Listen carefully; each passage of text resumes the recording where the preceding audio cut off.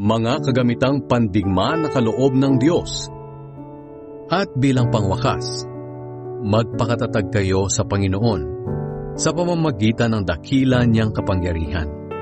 Gamitin niyo ang lahat ng kagamitang pandigma na ibinigay sa inyo ng Diyos para malabanan niyo ang mga lalang ng Diablo.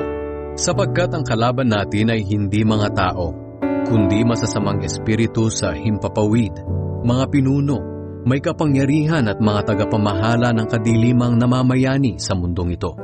Kaya gamitin niyo ang lahat ng kagamitang pandigma na ibinigay sa inyo ng Diyos. Para sa oras na dumating ang kasamaan, ay magawa ninyong makipaglaban at pagkatapos ng pagkikipaglaban, ay manatili pa rin kayong matatag.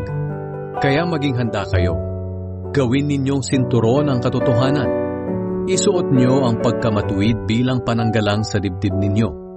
Isuot niyo bilang sapatos ang pagiging handa sa pangangaral ng magandang balita na nagbibigay ng kapayapaan. Hindi lang iyan, gamitin din ninyo bilang panangga ang pananampalataya ninyo para hindi kayo tablan ng mga panunukso ni Satanas na parang palasong nagliliyab. Isuot niyo bilang helmet ang tinanggap ninyong kaligtasan at gamitin niyo bilang espada ang salita ng Diyos na kaloob ng banal na Espiritu. At manalangin kayo sa lahat ng oras sa tulong ng banal na Espiritu. Ipanalangin niyo ang lahat ng dapat ipanalangin. Huwag kayong magpabaya. Patuloy kayong manalangin lalo na para sa lahat ng mga pinabanal.